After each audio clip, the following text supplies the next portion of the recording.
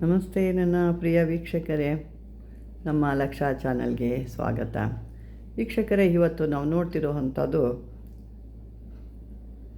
ಒಂದು ಅದ್ಭುತವಾದಂಥ ಮಹಾ ಕಾಳಭೈರವನ ಒಂದು ತಂತ್ರ. ಇದಕ್ಕೆ ಸಾಕಷ್ಟು ಏನಪ್ಪ ಅಂತಂದರೆ, ಈ ನಿಮಗೆ ಶತ್ರುಗಳು ಭಾಳ ತೊಂದರೆ ಕೊಡ್ತಾ ಇದ್ದಾರೆ ಅಂದಾಗ ಇಂಥ ಒಂದು ಅವ್ರನ್ನ ನಾಶ ಮಾಡೋಕ್ಕೆ, ನಿಮ್ಮನ್ನು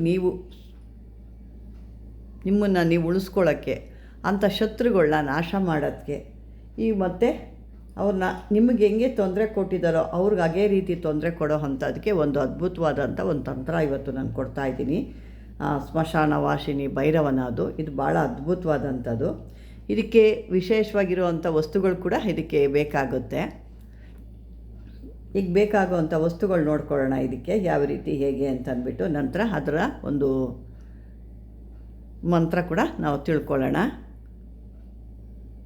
ಇದಕ್ಕೆ ಮೊದಲು ನಮಗೆ ಬೇಕಾಗಿರೋ ಅಂಥದ್ದು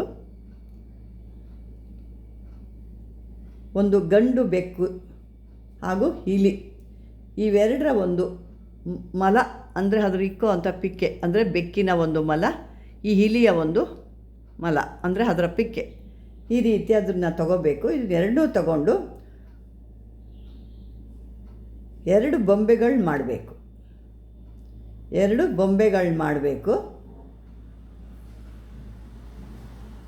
ಆ ಬೊಂಬೆಗಳು ಮಾಡಿ ಅವುಗಳ ಮೇಲೆ ಒಂದು ನೀಲಿ ವಸ್ತ್ರ ಅಥವಾ ಬಟ್ಟೆ ಅದ್ರ ಮೇಲೆ ಸುತ್ತಬೇಕು. ಅದಕ್ಕೆ ಬೇರೆ ಬೇರೆ ಹಾಗೆ ಎರಡು ಗೊಂಬೆಗಳು ಮಾಡಿ ಅದಕ್ಕೆ ಆ ರೀತಿಯಾದ ನೀಲಿಯಾದ ಒಂದು ಬಟ್ಟೆನ ಸುತ್ತಬೇಕು, ವಸ್ತ್ರನ ಸುತ್ತಬೇಕು. ನಂತರ ನೀವು ಈ ಮಂತ್ರನ ಹೇಳಿಕೊಂಡು ಯಾರ ಮಧ್ಯೆ ಇವರಿಬ್ಬರು ದೂರ ಆಗಬೇಕು, ಅಥವಾ ನಿಮ್ಮ ಜೀವನದಲ್ಲಿ ಬಂದಿರೋ ಅಂಥವ್ರು ಇರ್ಬೋದು, ಕೆಟ್ಟದ ರೀತಿಯಲ್ಲಿ ನಿಮಗೆ ದೂರ ಮಾಡಿರೋರು ಇರ್ಬೋದು, ಸಂಸಾರ ಹಾಳು ಮಾಡಿರೋರು ಇರ್ಬೋದು, ಅಥವಾ ನಿಮ್ಮ ಮನೆಯಲ್ಲೇ ಕೆಲವೊಂದು ಅನಾಹುತಕ್ಕೆ ಕಾರಣ ಆಗಿರೋರು ಇರ್ಬೋದು. ಈ ರೀತಿ ಶತ್ರು ಅಂದರೆ ನಾನಾ ರೀತಿ ಮಾಡ್ತಾರೆ. ಅವ್ರಿಗೊಂಥರ ಏನೋ ಒಂದು ಖುಷಿ, ಅವ್ರಿಗೆ ಶತ್ರುಗಳು ತೊಂದರೆ ಕೊಡಬೇಕು, ಬೇರೆಯವರು ನಳ್ಳಬೇಕು ಅಂದರೆ ಭಾಳ ಖುಷಿ ಇರುತ್ತೆ. ಅಂದರೆ ಅವರು ಮುಂದಕ್ಕೆ ಏನಾಗ್ತಾರೆ ಅನ್ನೋದು ಗೊತ್ತಿಲ್ಲ. ಈ ಮಾಟ ಮಂತ್ರ ಅಂತ ಓದೋರು ಯಾರೂ ಉದ್ಧಾರ ಆಗಿಲ್ಲ. ಕೆಟ್ಟದಂತೂ ಮಾಡಬಾರ್ದು, ಒಳ್ಳೆಯದಾದರೆ ಸಾಧ್ಯ ಆದರೆ ಮಾಡಿ, ಇಲ್ಲಾಂದರೆ ಸುಮ್ಮನಿರ್ಬೋದು. ಅದೇ ರೀತಿ ಒಬ್ಬರನ್ನ ಹಾಳು ಮಾಡಿ ಅವ್ರನ್ನ ಜೀವನ ಎಲ್ಲ ನಾಶ ಮಾಡಬೇಕು ಅಂದರೆ ಭಾಳ ಇದು ಅನುಭವಿಸ್ಬೇಕಾಗುತ್ತೆ. ಬನ್ನಿ ಇವತ್ತು ಅಂಥದನ್ನ ನೀಲಿ ವಸ್ತ್ರ ಸುತ್ತಿ ಯಾರ ಒಂದು ಮಧ್ಯೆ ವಿದ್ವೇಷಣ ಒಂದು ಮಾಡೋದಿದೆಯೋ ಅವರ ಒಂದು ಹೆಸರುಗಳನ್ನ ತಗೋಬೇಕು. ಹೆಸರನ್ನ ಉಚ್ಚಾರಣೆ ಮಾಡಬೇಕಾಗುತ್ತೆ. ಉಚ್ಚಾರಣೆ ಮಾಡಿ ಈ ಭೈರವನ ಮಂತ್ರನ ನೀವು 108 ಬಾರಿ ಹೇಳಬೇಕಾಗುತ್ತೆ.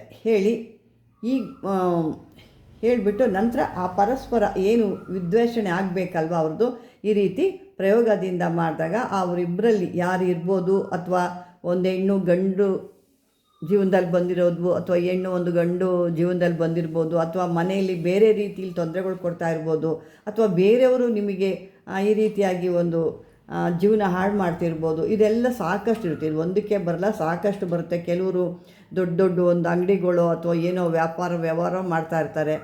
ಅಂಥವ್ರಿಗೆ ಅಂಗಡಿಗಳು ವ್ಯಾಪಾರ ಆಗಬಾರ್ದು, ಬಿಸ್ನೆಸ್ ಹಾಳಾಗೋಗಬೇಕು, ಅಥವಾ ಮನೆಯಲ್ಲೇ ಅವ್ರಿಗೆ ಹಣಕಾಸು ನಿಲ್ಲಬಾರ್ದು, ಅವರು ನಾಶ ಆಗಬೇಕು.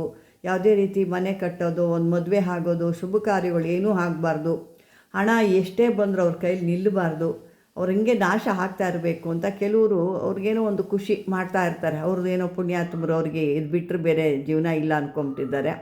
ಮುಂದಕ್ಕೆ ಅವ್ರ ದೇವರೇ ಕಾಪಾಡಬೇಕಂತ ಅವ್ರನ್ನೆಲ್ಲ ಅಂಥದ್ದು. ಆ ರೀತಿ ಮಾಡಿದಾಗ ಅವರ ವಿದ್ವೇಷಣೆ ಆಗುತ್ತೆ. ನಿಮ್ಮ ಮಧ್ಯೆ ಏನು ತಂದಿಕ್ತಾರೋ ಅವರು ನಿಮ್ಮಿಂದ ದೂರ ಹಾಕ್ತಾರೆ. ಅಂದರೆ ಅದು ಬೇರೆ ರೀತಿಲಿ ಕೂಡ ಆಗ್ಬೋದು, ನಾನು ಮೊದಲೇ ಹೇಳಿದೆ ಆ ರೀತಿ ಕೂಡ ಆಗ್ಬೋದು.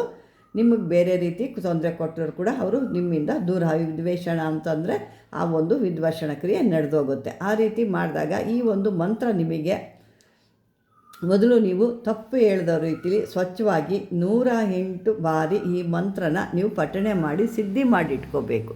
ನಂತರನೇ ಇದು ಮಾಡಬೇಕು. ನಾನು ಮೊದಲೇ ಹೇಳಿದ್ದೀನಿ, ಇದು ಮೊದಲು ಅವರು ಮಾಡಿದ್ದಾರೆ ನಿಮಗೆ ತೊಂದರೆ ಅಂತ, ನೀವು ಕೂಡ ಸುಮ್ಮನೆ ಮಾಡಿ ಬೇರೆಯವ್ರಿಗೆ ತೊಂದರೆ ಕೊಟ್ಟರೆ ಅದು ನಿಮಗೆ ತಿರುಗಿಸಿ ಅದು 10ರಷ್ಟು ಫಲ ಅನುಭವಿಸ್ತೀರಿ. ಯಾಕೆಂದರೆ ಈ ಮಶಾಣ ಮಹಾಭೈರವ ಅಂತಂದ್ರೆ ಭಾಳ ನ್ಯಾಯ ರೀತಿ ಧರ್ಮಕ್ಕೆ ಕೋಪಿಷ್ಟ, ಉಗ್ರ ಕೋಪಿಷ್ಟ. ಇವನು ಈ ಉಗ್ರ ಕೋಪಿಷ್ಟನ ಹತ್ರ ನೀವು ಸುಮ್ಮನೆ ಮಾಡಿ ಈ ರೀತಿ ತೊಂದರೆಗಳಾದಾಗ ಸಾಕಷ್ಟು ಅನುಭವಿಸ್ಬೇಕಾಗುತ್ತೆ. ಆ ರೀತಿ ಮಾಡೋಕ್ಕೆ ಹೋಗಬೇಡಿ. ನೀವು ಅವರಿಂದ ತೊಂದರೆ ಅನುಭವಿಸಿದ್ರೆ ಅವರಿಂದ ನಾವು ಸದ್ಯಕ್ಕೆ ದೂರ ಆಗಬೇಕು, ನಮ್ಮನ್ನು ನಾವು ಕಾಪಾಡಬೇಕು, ರಕ್ಷಣೆ ಮಾಡ್ಕೋಬೇಕು ಅಂದಾಗ ಆ ರೀತಿ ಮಾತ್ರ ನೀವು ಮಾಡ್ಕೊಳ್ಳಿ ಅಂತ ಹೇಳ್ತೀನಿ. ಬನ್ನಿ ಈಗ ಆ ಮಂತ್ರನ ನಾವು ನೋಡ್ಕೊಳ್ಳೋಣ.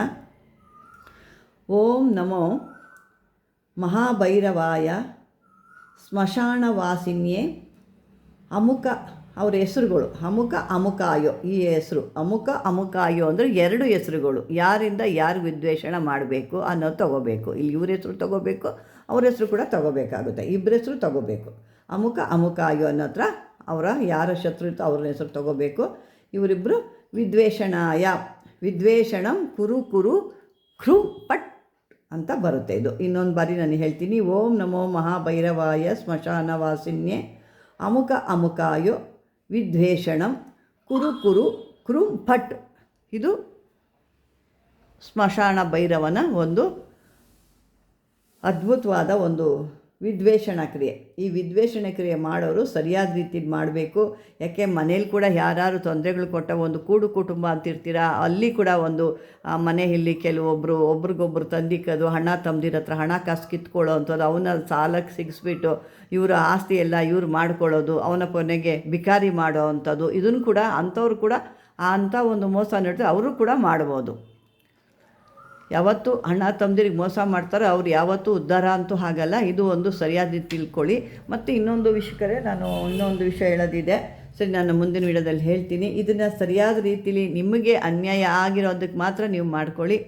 ಬೇರೆಯವ್ರಿಗೆ ನಾನು ಮಾಡ್ತೀನಿ ಅಂತ ಹೋದಾಗ ಭಾಳ ಯಾಕೆ ನನಗೆ ಇಂಥವೆಲ್ಲ ಕೊಡಲಿಕ್ಕೆ ನನಗೆ ಇಷ್ಟ ಆಗಲ್ಲ. ಎಷ್ಟೋ ಇದ್ದಾವೆ, ಆದರೆ ನಾನು ಕೊಡಲಿಕ್ಕೆ ಈ ಥರ ಒಂದು ದುಡುಕು, ಆದರೆ ಕೋಪ, ಆ ಕೋಪ ಬಂದಾಗ ಮನುಷ್ಯನಿಗೆ ನಾವು ಇಷ್ಟು ಅನುಭವಿಸಿರಿ ಅವ್ನಿಗೆ ಏನಾದರೂ ಮಾಡಬೇಕು ಅನ್ನೋದು ಒಂದು ಛಲ ಬಂದುಬಿಡುತ್ತೆ. ಆ ಕೋಪದ ಕೈಲಿ ನೀವು ತೊಗೊಂಡಾಗ ನಿಮಗೆ ಮುಂದಕ್ಕೆ ತೊಂದರೆ ಆಗುತ್ತೆ ಅನ್ನೋ ಉದ್ದೇಶಕ್ಕೆ ನಾನು ಇದನ್ನು ಒತ್ತು ಹೇಳ್ತಿರೋದು. ನಿಮಗೆ ಜೀವನದಲ್ಲಿ ತೊಂದರೆ ಕೊಟ್ಟಿದ್ದಾರೆ ಅಂತಂದಾಗ ಮಾಡ್ಬೋದು. ನಿಮ್ಮ ಆಸ್ತಿ ಪಾಸ್ತಿಗಾಗಿ ಮೋಸ ಮಾಡಿದ್ದಾರೆ ಅಂದರೆ ಕೂಡ ಮಾಡ್ಬೋದು. ಇದನ್ನು ಈ ರೀತಿ ಮಾಡಿ, ಅಥವಾ ನಿಮ್ಮ ಒಂದು ಸಂಸಾರದಲ್ಲಿ ಬೇರೆಯೊಬ್ಬರು ಒಂದು ಕಿಚ್ಚಿಕ್ಕಿದ್ದಾರೆ ಅಂದರೆ ಕೂಡ ನೀವು ಮಾಡ್ಕೊಬೋದು ಅಂತ ಹೇಳ್ತಾ, ವೀಕ್ಷಕರೇ ಮಾಮೂಲಿ ಹಾಗೆ ಈ ವಿಡಿಯೋ ಒಂದು ಇಷ್ಟವಾದರೆ ಲೈಕ್ ಮಾಡಿ, ಶೇರ್ ಮಾಡಿ. ಅದೇ ರೀತಿ ಯಾವುದನ್ನು ನಿಮಗೆ ಪ್ರಶ್ನೆಗಳಿದ್ರೆ ಕಾಮೆಂಟ್ ಬಾಕ್ಸಲ್ಲಿ ಹಾಕಿ ಅಂತ ಹೇಳ್ತಾ ಧನ್ಯವಾದಗಳು.